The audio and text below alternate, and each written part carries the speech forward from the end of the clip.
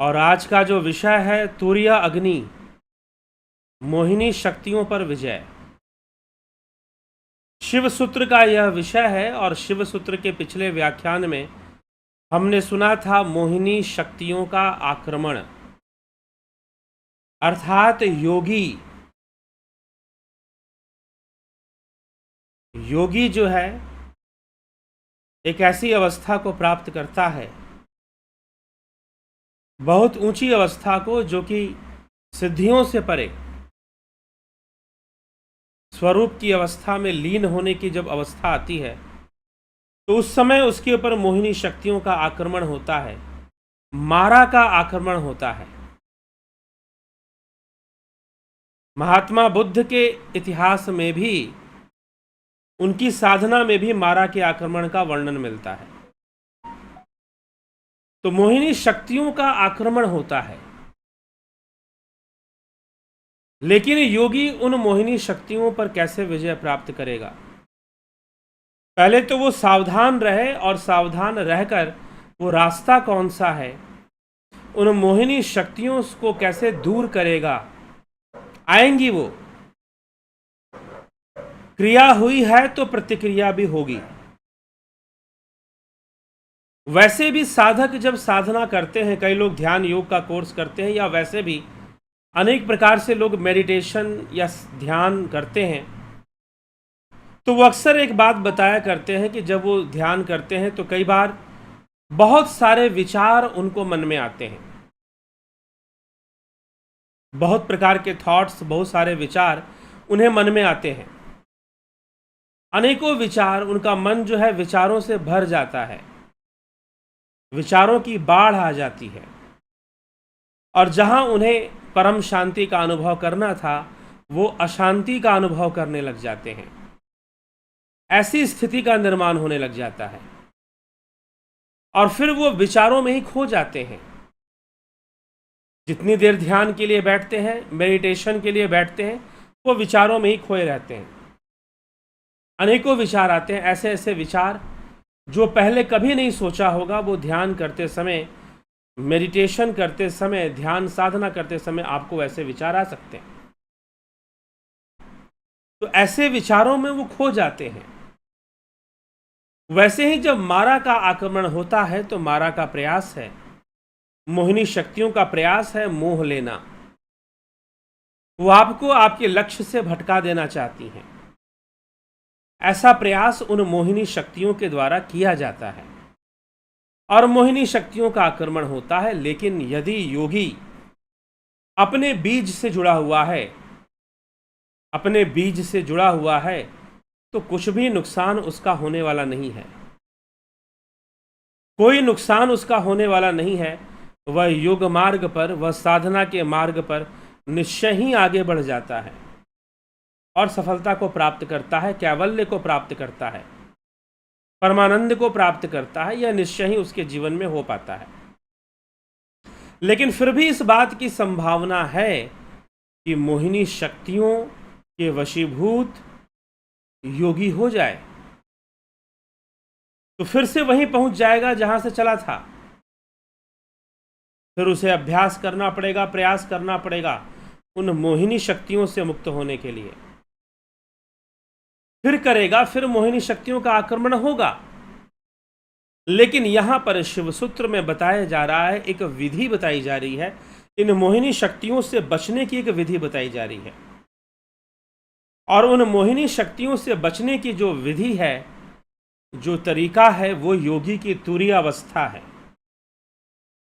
तुरीय अवस्था, जी हां, चतुर्थ अवस्था। इसीलिए शिव सूत्र यहां पे क्या कहता है? शिव सूत्र कहता है त्रिषु चतुर्थम तैलवदास्यच्यम। ठीक है, त्रिषु चतुर्थम तैलवदास्यच्यम। शुद्ध विद्या तो उसे प्राप्त हो गई है, लेकिन उसे प्रमाद नहीं करना चाहिए। वो इस प्रमाद से, इन मोहिनी शक्तियों के प्रभाव से कैसे अपने आप को बचाएगा? तो कहते हैं कि जागृत, स्वप्न और सुषुप्ति, ये तीन अवस्थाएं हैं। त्रिषु चतुर्थम, तीनों से परे जो चतुर्थ अवस्था है, जो तूर्य अवस्था है, जागृत स्वप्न सुषुप्ति तीनों अवस्थाओं में तुर्यों का सदा ही आसेचन करना चाहिए, तुर्य अवस्था में ही रहना चाहिए।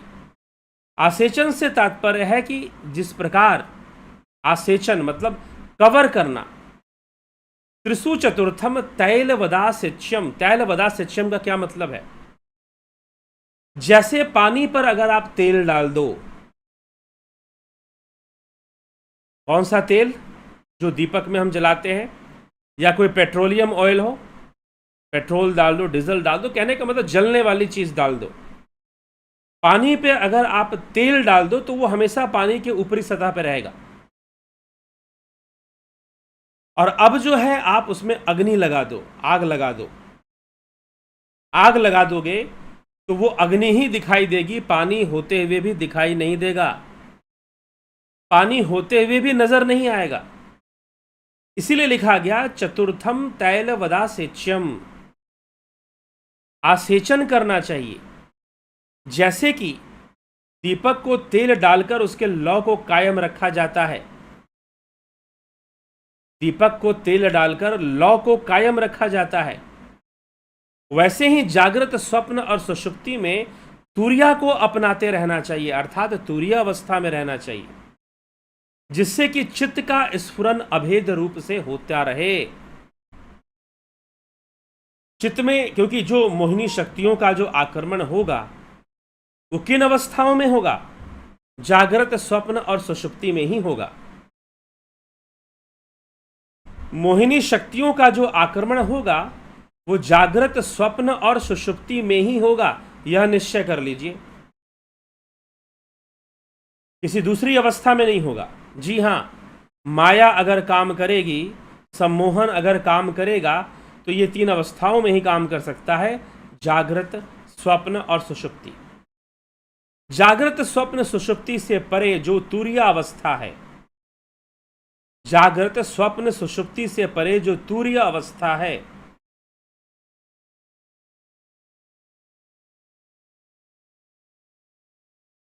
ठीक है, जागृत स्वप्न सुषुप्ति से परे जो तुर्य अवस्था है वो इन तीनों के प्रति एक साक्षी भाव है। तो तुर्य अवस्था में योगी को बने रहना चाहिए, और तुर्य अवस्था उस तैल के भांति है ना, जैसे कि तेल से हम दीपक का सेचन करते हैं, अर्थात दीपक दिया जल रहा है, उसका सेचन कैसे होता है? तो तेल से होता है। तो वैसे ही जो पानी के ऊपर अगर अग्नि जल जाए तो पानी दिखाई नहीं देगा, तो यदि योगी तुर्य अवस्था में बना रहेगा तो मोहिनी शक्तियां उसे कभी भी अपनी ओर खींच नहीं पाएंगी। यदि व्यक्ति अपनी तुर्य अवस्था में बना रहेगा तो मोहिनी शक्तियां कभी भी उसे अपनी ओर खींच नहीं पाएंगी। ये बात समझने की आवश्यकता है। मोहिनी शक्तियां कभी भी उसे अपनी ओर नहीं खींच पाएंगी, क्योंकि वो तुर्य अवस्था में है, वो तीनों अवस्थाओं को साक्षी भाव से ग्रहण करता है। मोहिनी शक्तियां आ जाए, चाहे जितनी भी कामनाएं आ जाए, जितनी भी वासनाएं आ जाएं, उसका कुछ बिगाड़ नहीं पाएंगी, क्योंकि वो हमेशा अपने आप को तुर्य अवस्था में बना के रखेगा। और जब वो हमेशा अपने आप को तुर्य अवस्था में बना के रखेगा तो मोहिनी शक्तियां उसका कुछ भी बिगाड़ नहीं पाएंगी। इसी बात को यहां समझाया जा रहा है। तुर्य अग्नि अर्थात उस तेल से उत्पन्न होने वाली अग्नि जो उस तुर्य अवस्था को बनाए रखेगी। ध्यान से तुर्य अवस्था हमेशा बना रहेगा। वो अपने ध्यान में रहने का प्रयास करे, क्योंकि ध्यान में रहने से संसार के प्रति साक्षी भाव अपने आप आ जाएगा, जबरदस्ती लाने की जरूरत नहीं। ध्यान में बने रहने का अभ्यास करना है, ध्यान में बने रहने की परिस्थिति को समझना है।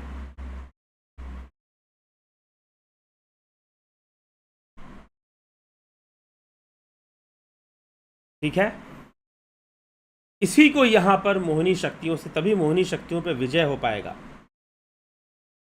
उनकी ओर योगी का ध्यान खिंचेगा ही नहीं, साक्षी भाव से ही सारी चीजों को वो ग्रहण करता रहेगा।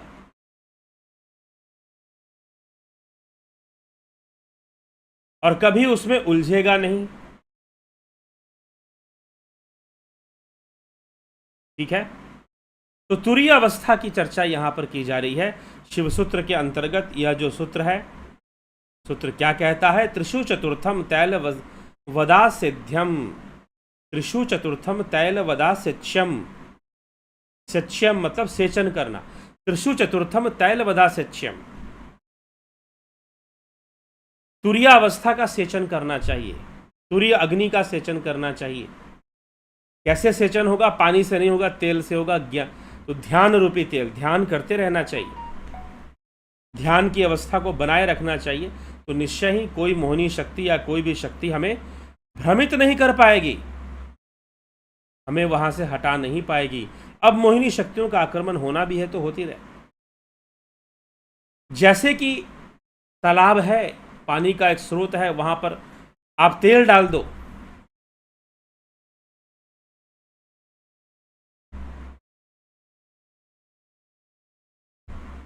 ठीक है, आप तेल डाल दीजिए। यदि आपने तेल डाल दिया और उसमें आग लगा दीजिए तो पानी तो रहेगा नीचे, लेकिन ऊपर से आग दिखाई देगा, पानी को कवर कर लेगा। अर्थात तुरीय अवस्था बने रहने से मोहिनी शक्तियां कवर हो जाएंगी, मोहिनी शक्तियों का प्रभाव पड़ेगा ही नहीं और मोहिनी शक्तियों पर विजय हो जाएगा। योगी अपने मार्ग में आगे बढ़ जाएगा, वो तुरीयातीत अवस्था में पहुंच जाएगा और समाधि में लीन हो जाएगा। तो योगी अपने लक्ष्य को भी प्राप्त कर लेगा।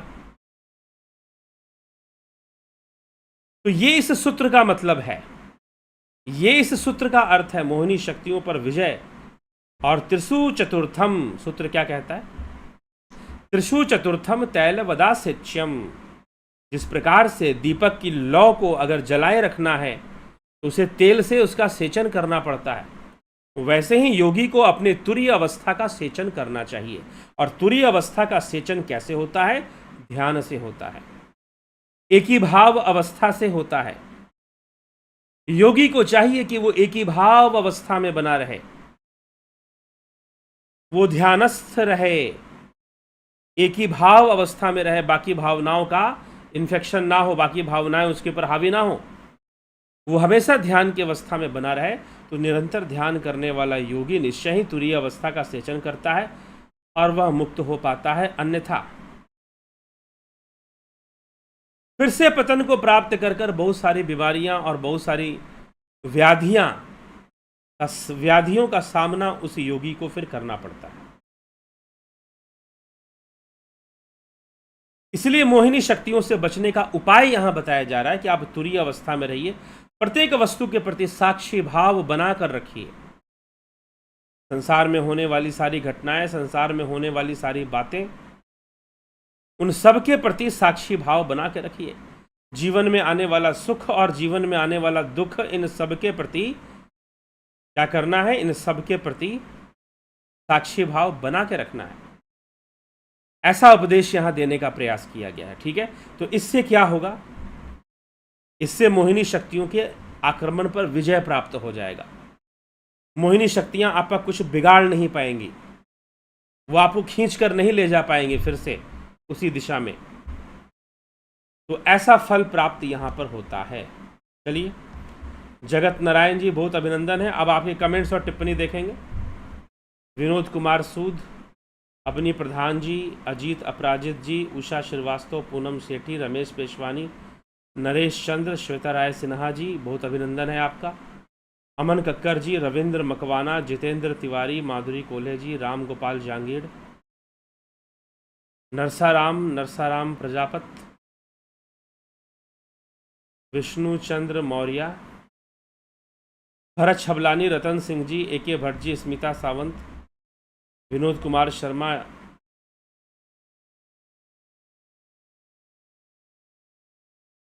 स्मिता सावंत जी, क्या चलित साधना ही तुरीय अवस्था है? जी नहीं, हाँ, चलित होते हुए भी तुरीय अवस्था बनी रहेगी, लेकिन चलित साधना ही तुरीय अवस्था ऐसा नहीं कह सकते।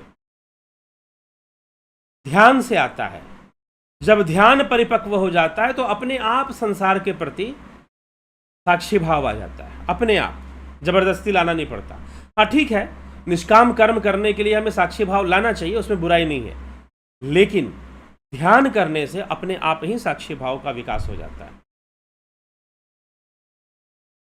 फिर जीवन में सारी घटनाओं के पीछे साक्षी भाव हो जाता है, तो आदमी ज़्यादा चिंता, अगर कुछ बुरा हो भी गया तो ठीक है, वो बीत गया, उसको भी साक्षी भाव से देखता है। संदीप मिश्रा जी बहुत अभिनंदन, रामविलास जी, गणेश पवार जी, मिथिलेश सिंह, अंजू गुप्ता, ध्यान में मौन हो जाना यह क्या है? जी हाँ, ध्यान तो है ही मौन की अवस्था, और मौन कोई बाहर से मौन नहीं, भीतर से मौन होना। विचारों का जो प्रवाह उठता है, विचारों का जो तूफान आता है, वो शांत हो जाना वास्तविक मौन है। अपने अंतःकरण से मौन होना जरूरी है, बाहर से मौन नहीं। बाहर से मुंह बंद कर लेने मात्र से कोई मौन नहीं हो जाता। ठीक है, मौन व्रत रखना अच्छी बात है, मौन व्रत का अभ्यास भी अच्छी चीज है, मानसिक बल के लिए, मनोबल के लिए, लेकिन मौन होने का अर्थ क्या है? भीतर से मौन होना। ये नहीं कि हम बाहर से मौन हो रखे और भीतर से झगड़ा हो रहा है, अंदर ही अंदर झगड़े जैसा अपने आप में ही लड़े जा रहे। कई लोग होते अपने आप में ही लड़ते रहते, तो ऐसा मौन की बात नहीं हो रही है, ऐसा मौन नहीं होना है। फिर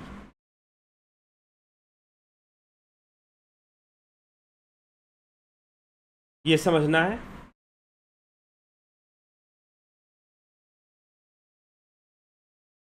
अंजू गुप्ता जी, ध्यान में मौन हो जाना यह क्या है? जी हाँ, इसका मतलब यही है, अंतःकरण से मौन होना। चित्तवृत्ति निरोध होगा तभी कोई मौन होगा। पवन कुमार गुप्ता जी बहुत अभिनंदन, जोंती दत्ता जी बहुत अभिनंदन, स्मिता सावंत, रामविलास जी,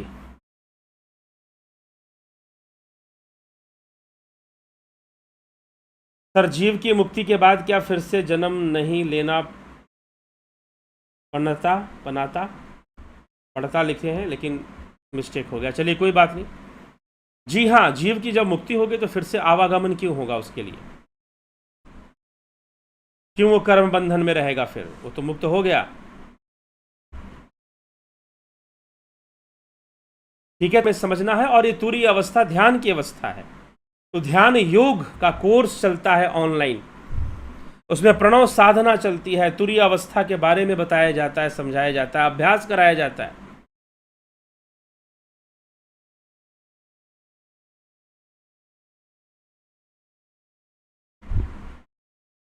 तो ध्यान योग का अभ्यास करना चाहिए, जिससे तुरीय अवस्था स्थापित हो पाती है। और ध्यान योग शास्त्र सम्मत, शास्त्रों के आधार पर ध्यान योग हमें कैसे करना चाहिए, उपनिषदों में, श्वेतास्त्र उपनिषद में ध्यान योग की चर्चा मिलती है, श्रीमद् भगवद गीता में ध्यान योग की चर्चा मिलती है। तो हमें ध्यान योग करना ही चाहिए, और इसी के लिए कोर्स, ऑनलाइन कोर्स 14 जुलाई से शुरू हो रहा है। ऑनलाइन कोर्स शुरू हो रहा है 14 जुलाई से, ध्यान योग मेडिटेशन का। उसमें 3 पार्ट्स में guided meditation, transcendental meditation, spiritual healing, ऐसी टेक्निक सिखाई जाती हैं। और जो लोग करते हैं वो बहुत अच्छा अनुभव करते हैं, बहुत सुंदर अनुभव करते हैं, बहुत शांति का अनुभव करते हैं, साक्षी भाव को वो अनुभव कर पाते हैं कि जीवन में साक्षी भाव कैसे बनता है। ध्यान के माध्यम से स्वतः ही साक्षी भाव का विकास हो जाता है। तो इन सब बातों को समझने की आवश्यकता है।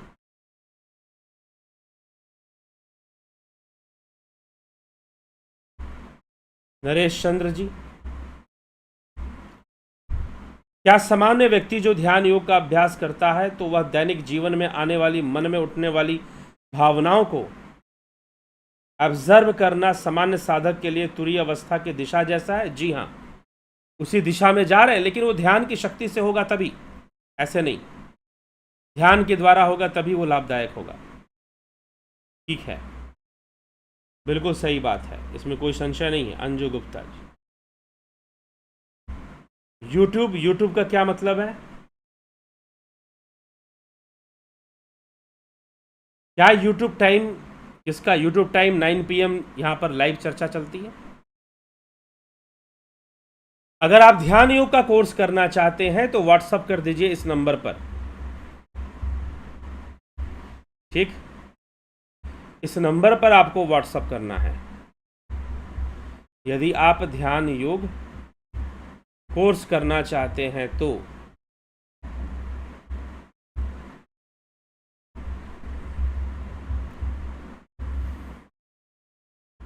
ये व्हाट्सअप नंबर आपको दिया जा रहा है, आप इस पे मैसेज कर सारा डिटेल ले लीजिए।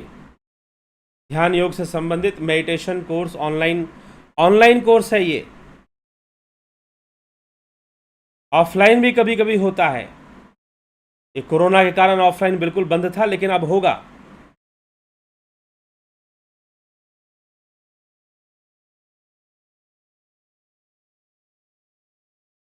ठीक है जी, हाँ ऑनलाइन कोर्स होगा अंजू गुप्ता जी। हाँ जी, हाँ ऑनलाइन कोर्स के लिए बता रहे हैं 14 जुलाई से। ऑफलाइन का भी कोई डेट हमने नहीं निकाली है। ऑफलाइन में तो फिर आपको अटेंड करना पड़ेगा, ऑनलाइन में तो आप कहीं भी बैठे रहो, कहीं से भी अटेंड कर लेते हो। ऑफलाइन भी करना चाहिए लेकिन उसके लिए समय निकालना चाहिए, ठीक है।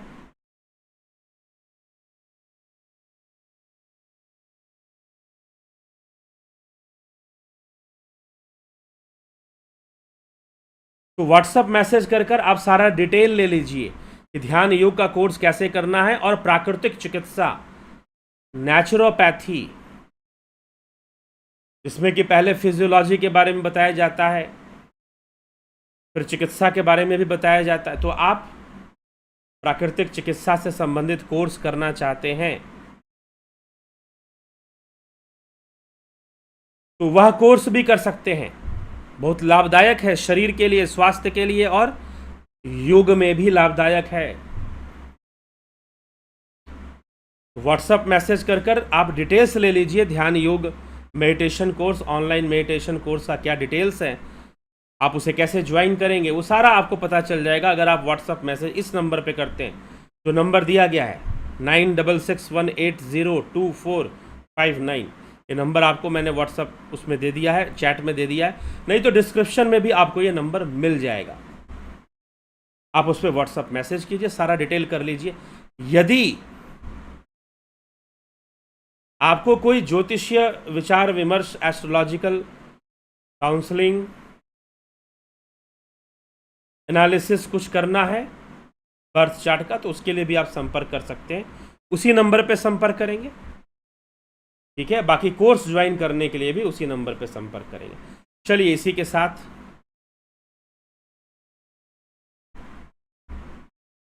साथ हम आज की चर्चा को यहाँ पर विराम देंगे। अंजू गुप्ता जी, अंजू गुप्ता टाइम, ठीक है। ए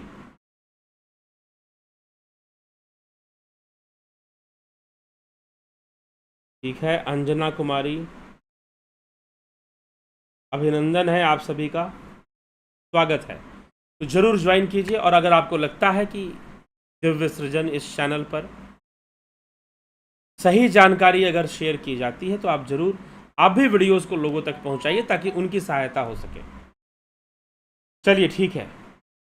राम सिंह कश्यप, ओम तत्सत। सभी को ओम तत्सत। इसी के साथ विचारों को विराम देते हैं। कल फिर मिलते हैं 9 बजे लाइव चर्चा में। बहुत बहुत आभार आप सभी का।